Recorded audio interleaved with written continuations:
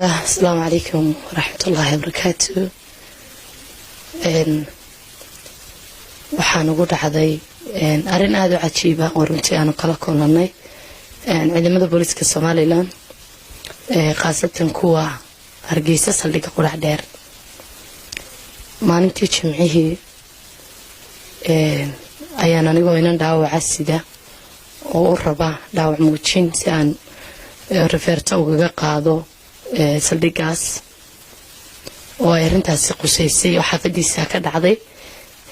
ayay askartii gaarku igu yiraahdeen gaariga baarkin ka dhig halkii hore dhigay baan ka qaado halkii igu yiraahdeen dhig baan dhigay inaan yar baa igu soo dhaqaaqay oo ciidanka kamid oo kuwii gaarka ku jiray kuwii kale meesha fadhiyeen marka askarigii igu soo dhaqaaqay baa igu yiri waad kibirsantay taadeer waan ku aqaanaayo dabeetana waa maxay kibirka malcamada la igu ka keenay si fiican ilaa hada soo gaariga imada ran halka ka dhaqaajiyo halka dhig halkina maan dhig maxaad kala darta miya kibraniyad baatay deegar darra cadaan oo aan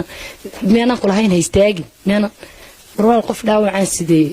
meena saldhigga barinkiisa inuu halkan loo istaagin loo ma istaagin marka hay halka ugu tiriimka istaag ma istaaga maxaa wada dab darantay war hay caayna diga dab daranay loo xanday xijaabkii oo bay soo qabtay markuu xijaabkii soo qabtayna waxaan ku yiri war naga qaad faraa markan isagii ku jeestay isagina day igu dhigeen anagana is qabsanay gabadh baa soo dhaqaaqday gabadh askariyada buuyadana ku yiri noo kaxee gabadhii baa iyadana babiga ka siisay oo aniga iyadii isagii baa wada qabtay laba askariyo kale noo yimaadeen saddex askari iyo gabadhii uu u yeeray oo markaa anigu gabadhii uu is qabsanay bay saddexdii askari bidushay iga dilay hooyo gaadhigii iga dambeysay baa iga soo daba degtay hooyadii markii iga soo daba degtay waarna seeleedii miyaad dilaysaan tiri iyadina waa la igu soo daray oo iyadina saddex kala qaabishay hooyina saddexdii askari baa halkii horteeda ku dilay hooyadii way xanuunsanaysaa li habeen baan dhakhtar ka soo sukiin dhakhtar ka keen anaga halkii baan lagu laayay waliba intana la jiiday oo dhulkana la jiiday oo waxaas dhulkii ciidii yihiin ayaa jiidniinkiina lagu galiyay gudaha markiina la galiyay gudaha hore markiina la galiyay ayaa waliba naloogu daray in maxaan ku dhahday obiga dhexdiisana lagu garaaco anagu dawarka maanan haynin baa markaa lahaa war ka daaye taliyaha saldhiggu sidaan markii dambe ku warheli doono xanuun buu ku maqan yahay baa leeyahay xanuunsanaya taliye ku xigeenkii weeyaan ninkan la leeyay ka daaye ninkan la ka daaye la maqli waayay lix askari iyo gabadhii ay u yeereen todobadii baa na jilciyay aniga hooyadeena la jiidayo oo marina halka xijaabadana xidhnaana laga dhigo timina la jiidayo ayaa gudaha hore la galiyay oo biga markii la galiyay feerjilbiye waxaana lagu qaraacay gacan ciidan baana martay askartuna dadka way iskugu tagaa inta waxaan oo dheeray gacanta ciidanka in ku dhacday waxaan oo dheeray inta maxaa la yiraahdaa garka saa u qabteen hooyadii gidaarka saa ugu dhufteen oo sida ragga u feerfeeran ilaa imkana nabaradii ku yaalaan sawiradoodina aan hayo imka waxa lagu leeyahay dhakhtarka alxayaat socodkan guriga igu timaadeen si iskaan loo soo mariyo waxay qabto ana kii markii meeshan laga kabiyo wixii oo dib marka hore banaanka laga soo dhacay bay soo xareysteen telefoonka dhulka iga dhacay inantii dhaawac ahaydeen wadnii lafteedii ayaa qaatay gudihii hore la geeyay markii gudihii hore la galiyay waana la xiray maqsinbaan lagu soo qufulay markii maqsinkana lagu soo qufulay ayay maxaan ku dhahdaayay inantii oo dhaawac muujintii ay siiyeen deeyo ay anagina naga xareeyeen oo aan cid meesha ka qaadaa jirin ayaa anagii noo timid oo tiri yaan dee la hadlaa waa tan laydin xidhay waxaan anaa ku cidna la hadlay telefoonkayga hadaysay ii dhiib shabagaani ii soo istaagtay telefoonkii baan soo qabtay dad baan garaacay waxaan ku waxaan doonayaa numbarkii channelka inaan helo maadaama anigii hooyadayba dilnay waxaan channelka ugu eeranayay de waxaan islaha waa maartay xubintii ugu sareysay oo halkaas cadaalad ka heli kartaa waxaan ku war helay in general dabagala maqan yahay cidii markaan de numbarada ka raadinayay waxaan weydiiyay in jirto cid kale oo aan la xidhiidhi karo oo ciidanka laga sitay ka sii masuul maadaama channelka Djibouti ku maqan yahay waxa la ii sheegay in la yiraahdo Cabdi Xasan Qarbash inuu yahay ku simaha channelka inuu yahay janan ku xigeenka isla markaa imikana uu sii yahay janan ku xigeenkii iyo ku sameeyay jananka ciidanka waan garaacay oo iga qaban waayay intii meesh taagnayd baan tagay soo diray waxaan ku yidhi taliya waa gabar sidaas ah oo dagarays la yiraahdo waan xidhanahay marka telefoonka iga qabo waana nala dilay telefoonkii igu soo celiyay waan ka qabtay waxaan ku yidhi taliya waxaas nagu dhacay waana la dilay anigii hooyaday waxaan u socodnayna waxa ay inaan gabadha muujin u qaadno wixii laakiin waxa ka soo soo martay gacan ciidan baan ugu dhacday qol baan loo xidhay feerjil baan lagu garaacay si cadowtinimo leh oo ciidanku isgarab siinayo oo ciidamada booliska dadka way isugu tagaan qof kasto shicibina taa uu ogyahay oo gacan ka siman xitaa hadaad goodo la isleeyahay yaani shakhsi gaar ah loo raacin ayana loo dilay anigii hooyadayba waxa dhacday marka ninkii sidii ugu sheegay wuxuu igu yiri haye imika lagu hawlgalayaa aadna wada mahadsantahay adeer haye adeer adiga mudan waxaan islahaaba cadaalad bad gaadhay oo madax meel ka sareysa la salaaxa ma jirtee hada janankii weyday jananku xigeenkii baad heshay jananku xigeenkii markii aanu la hadalnay uu yiri wacid baan idin soo diray oo idin hawlgalaya waxa noo yimid taliyaha qaybta bariga Muuse Xasan Kaahin la yiraahdo intii aan anagu waxaanu qabnana la eegin waa nabaradayada arkaysan idina u jeedsanin iyo kuwa kale oo jirka ah oo meelaha laga dilay dhabarka iyo caloosha u badan tahay si aan nabar muqdo kalena loo ku arag oo dhaawac muujintaydana aanu hablaha dhaqaatiirta atusnay ku cadahay ayaana loo soo diray markuu noo yimid taliyihii qaybta barigu hal shaqo qulu qabta waxaanu qabnayna lama weydiin si ay wax u dhaceenna lama weydiin halka shaqo qudahayda la qabtay waxa idin ogaada sida aan ku helay telefoonka sidee gabadhan telefoonku heshay iyadoo saldhiga ku dhex jirta waana la baaray sidee ahayd baan ugu sheegay waxaan ku yiri taliye maadaama anagu ciidan ka rislaynay oo aanan ku eerin karin oo aanan waxba kala hadli karin anaguna marka hore aanu meesha cabashayinaan dhaawaca wax laga siiyo u keenay waxaan ana la xiriiray janankii markaan weyna jananku xigeenkii baan helay adigana sababtii iyo sifada lagu la soo hadlay waa taas cid kale oo aan ishqatay ciidan meel marin ma jirto nimankana aan jaray taliyahoodina waa kana uu taagna oo ka daayay buu lahaa isagaana amar diido ku sameeyay waa kala weydii waxaan ku yiri telefoonkaygii baa priority-ga la siiyay anagii dhamayna dhaawac ahayn iyo hooyadeedii meesha taalay iyo anagii hadlaynay iyo anagii soo cawday iyo anagii u xidhnaa nimankii la dilay laftoodii midna wax ka soo qaadna laguma sameeyay telefonkii muhiimada siiyay taliye oo naga baxay subaxii markuu aagu bariyay intii uu inankii yaray gaarka ku jiray cadaadisna saaray uu diiday in xataa cuntana loo keeno uu diiday xataa in maxaan ku raadayay qof noo soo galo oo san wuxuu qabnana la eego waxna la weydiiyo baa subaxii markuu aagu bariyay dadkii isku wada yimaadeen family-gii iyo maxaa la yiraahdaa niman kale oo aan la hadlayo iyaguna ciidana waxa kale oo noo yimid ururka Soolja iyo madaxda telefishinka Horyaal iyo gudoomiyaha ururka Soolja iyaga laftoodana way arkayeen wixii meesha ka dhacay gudoomiyaha Soolja Sakariya iyo madaxda telefishinka Horyaal oo markii aan anagu ka tirsanaa markii noo yimaadeen ay maxaan ku raadayay inay yiraahdeen waan u galeynana inanka ila gaarkii xitaa inta la qaybeedka loogu dhiba telefoonka uu diiday annagana waxaan ugu lacday gacantii ciidan waxaan u heshay gardarre garab oo waxaan qabnay baa cid yeegini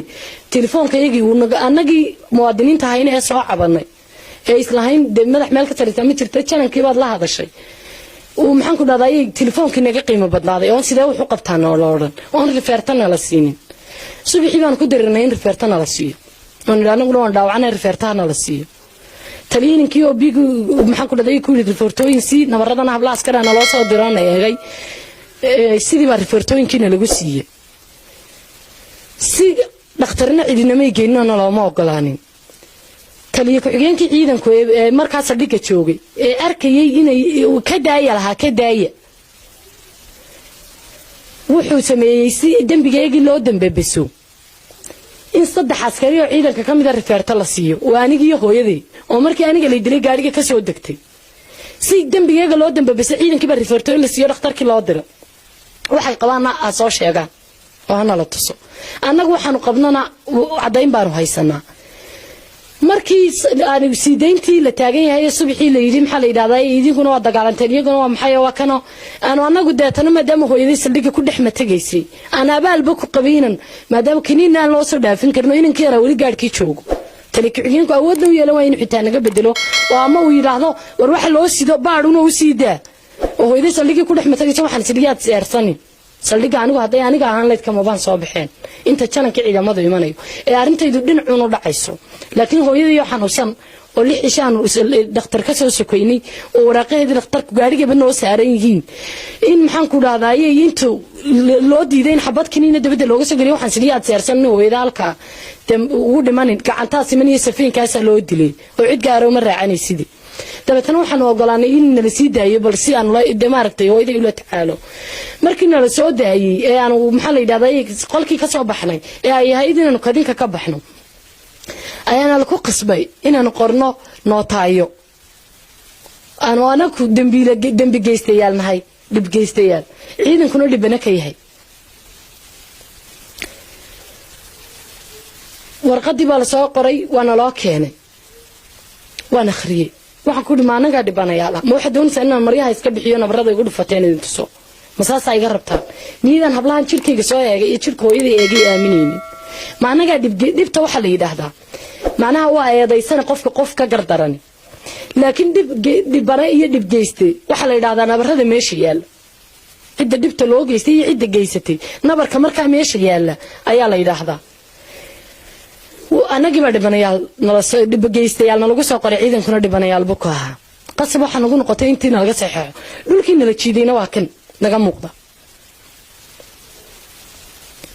iyo sidii saldhiga noogu xareeyay iyo in feerjiribna lala dhacay oo sidii ragana loo laayay kuwaas u saalim kuwa jirkayga ku yaala telefoonkaygan ka tusi karaa cid kasta oo baahata waxaan ugu dhacday waxaan inaba caadi ahayn wixii nagu dhacay waxa soo soo ka maray xilligii laga wada hadli lahaa iyo xilligii gurmad iyo gargaar noo iman lahaa daanigu cid kale ma filin maadaama jana ku xigeenkii ciidanka Cabdi Xasan Qarbash garaacay oo waxaan isnidaba telefoonkayga yaalo oo haddana intii musaxsanka ay noo yimid telefoonkayga la garaaco waa nambarkaaga iyo keenta lay kuro maxaad qabtaay adeer sidee wax ku gaadheen iyo ku dilay iyo miyaan meesha tariyuhu joogin iyo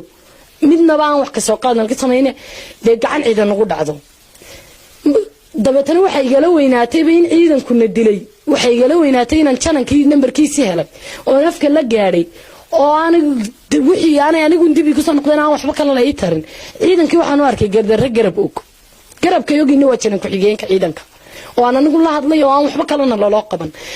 markii dambana lagu qasbay si aan hooyaday ula tacaalan cisbitaal oo la idinka gurigeyga yimid hooyaday waxa lagu lamaqayaa xayaat cadeynteedina waa idin soo bandhigaya si aan ula tacaalo hooyaday aan abaal ku qabay inaan dibgeystaha anigu ahay bilowgii inaan keeri garasho uu garanayo iyo ciidankuba naloo dilay oo nala yiri inay kibraaniyada baa tahay bal anigu waxaan ciidanka ku sameeyay iyo waxaan qaranka ku sameeyay iyo waxaan ku dhimanay iyo maxaan ku dhahdaayay waxaan gaaray ciidan u raacayno haddaan inamadii raasi shakhsiyeed iyo reeroodii u raadsanayno iyo haddii ciidanku qaranku dhibtii nagu dhacday qaadanayo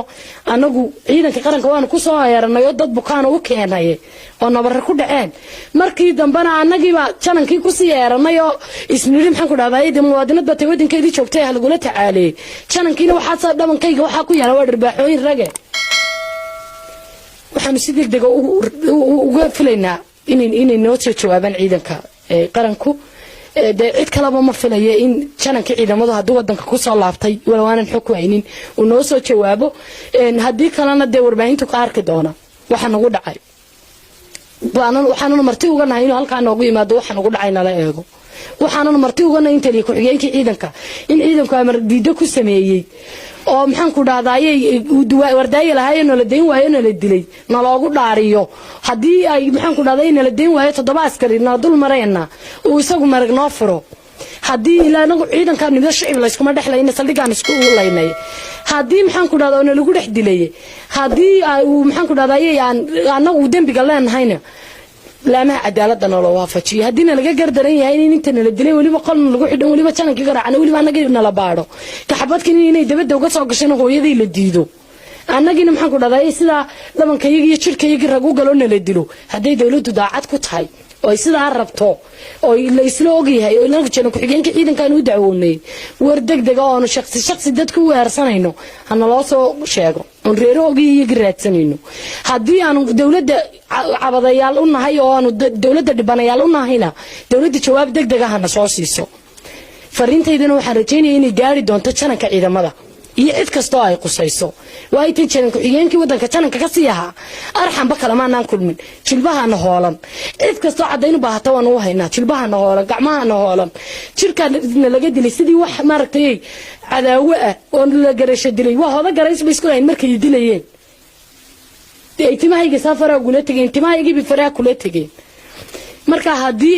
ay maxaan ku dhahay dawladdu waxa kula socoto oo lagu wada socdo war cadaan ah la soo siiyo oo aan waanagu deeskayo wuxuu qabno hadii si aan dawladda dhibanayaal u dhahay markii horena aanu xarun dawladeed nimid oo aan xarunta dawladda ku soo eeranay oo aan dawladdeedii u nimid oo aan islahayn waxa la idin qabto oo markii dambe aanu janankayga la hadlay wixii nagu dhacay oo waxba looga qaban waayay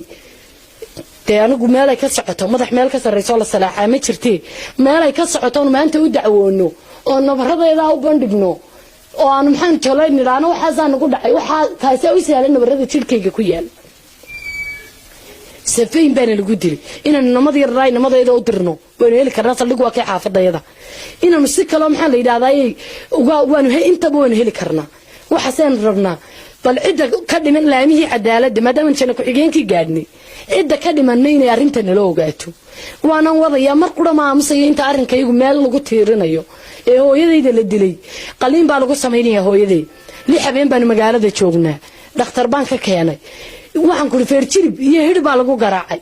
si inta qolkana la galay baa gacan ciidan ilaa aan baralaati noqonay aan laga tagin intii aan firfircoonayna ay daanan nala jilcinin ba dhulka nala jiiday markaan u galay maxaa la yiraahdaa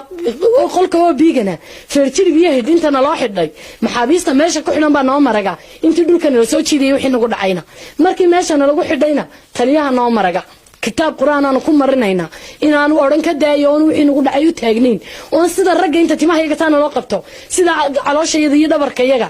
calashaan ciidamada booliisku waa ciidankii dawladda ka dhiximiday waa ciidan dawladda u xil shicibka u xil saaran